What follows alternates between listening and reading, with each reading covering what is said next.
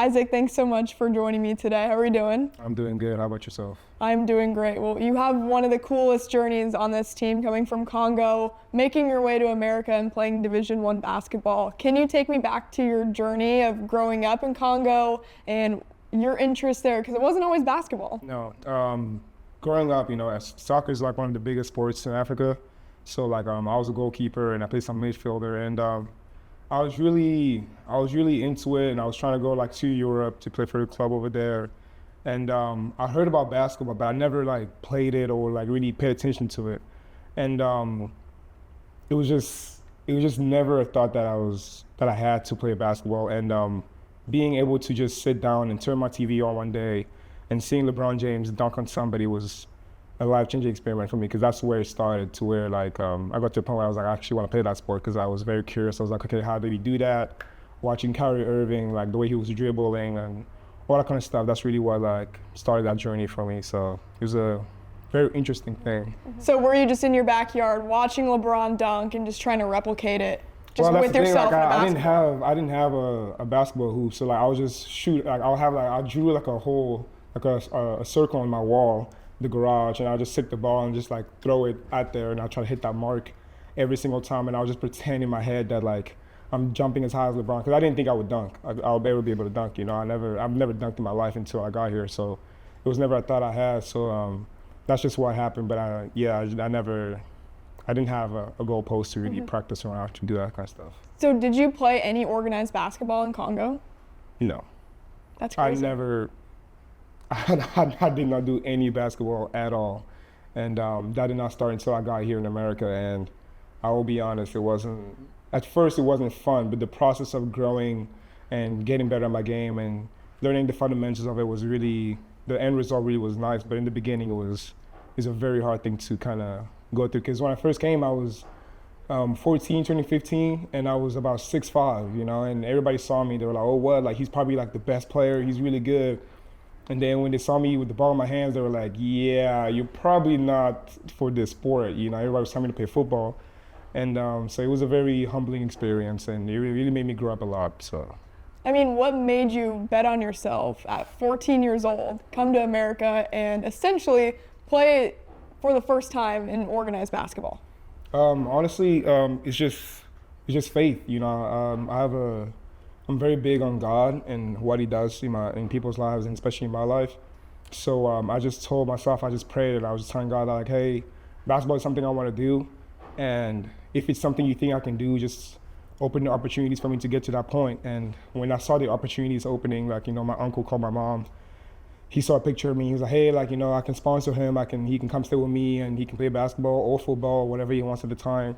And after seeing that, that's when I made up my mind. I was like, oh, so I can do this, because God wants me to, obviously. So did it take a lot of convincing to your mom and dad to let their son go to America and play basketball? It was a battle, especially with my dad, because like my mom kind of knew a little bit about basketball and sports, but my dad, I didn't really grow up around my dad a lot. I would see him probably once or twice a year. So he was not familiar with anything. So for him, it was a very tough thing for him to accept that, for me to go to whole another country, a whole another world, especially America, and be on my own, and out of nowhere just grow up to be a man and play basketball and hopefully gain some sex. He was a very hard guy to convince for that. So yeah, and also like the language barrier too, and learning English. The language barrier was not as hard, because in Congo in school we kind of learned English, and I also lived in South Africa for a while, and in South Africa one of the primary languages is English. So my English was not as bad as people thought it was. So when I was here, the only thing I had to get used to was just the slangs. Some things people would say was really hard, and sometimes enunciating some words were really hard for me. Like saying, I can say it now, but like saying hippopotamus was a very, very hard thing for me to say. So it's something that I just gradually grew up to do. Yeah, so take me through that process when you first got to America, first playing high school basketball. How big were your eyes in realizing this game and what goes into it? I realized a lot about the fact that a lot of it is mental. I thought basketball was more like a physical game. Like, you have the ball, you hit people, but it's like my coach really tried to teach me a lot about the mental side of it. Like even shooting free throws, even like making layups or anything like. He was like more like focused on the mental side of it. And honestly, it wasn't really anything I was not really expecting already. You know, I kind of knew it was going to be more of a physical game, a very intense, high-speed game, like a lot of ups and downs. And what really took me time to adjust was just the understanding the consistency side of it. Like, you know, some days you're going to have good days, some days you're going to have bad days, and good games and bad games. So that was something really, like, that was really hard for me to really comprehend and understand and go through. So how do you go from never playing organized basketball, barely knowing how to shoot and dribble on a hoop, to playing Division I basketball, starting, and potentially going to the NCAA tournament with the team? I don't even know how to describe it. You know, it's a very humbling. It's very, like, feeling very blessed to even be in this opportunity, in this position right now, because I never ever envisioned myself being in this position. Even when I started playing basketball, you know, when I started hearing about D1 basketball, what that looks like, what it's about, March Madness, you know, and to be in a position where I can get to that point, to be in a position where I'm in that point of starting games and playing Division I basketball, it's a very unreal feeling. But I put in the work for it. You know, I put in the work for it. I put in the time for it.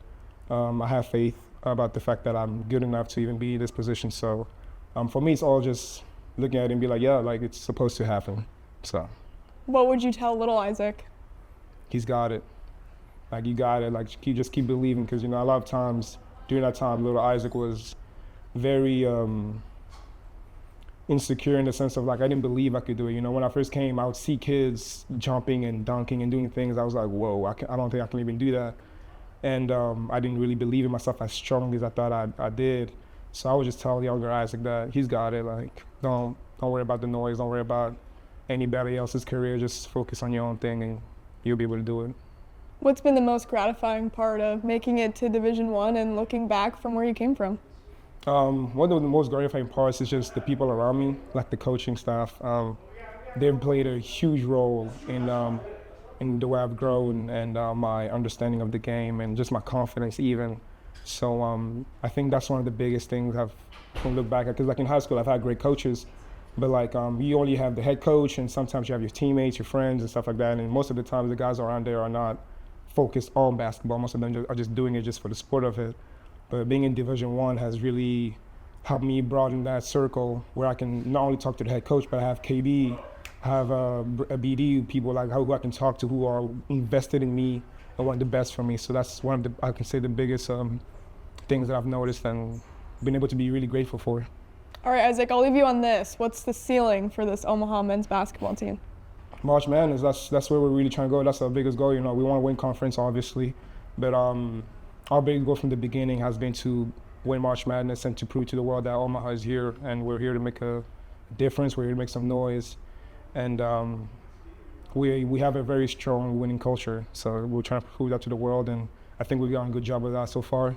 And right now we're just trying to make sure it's elite, you know, to the point where they can't say anything about us anymore. So maybe break some brackets along the way? Yeah, no, why not? You know, why not? Isaac, thanks so much for the time. We appreciate Thank you sharing. Thank you guys so much.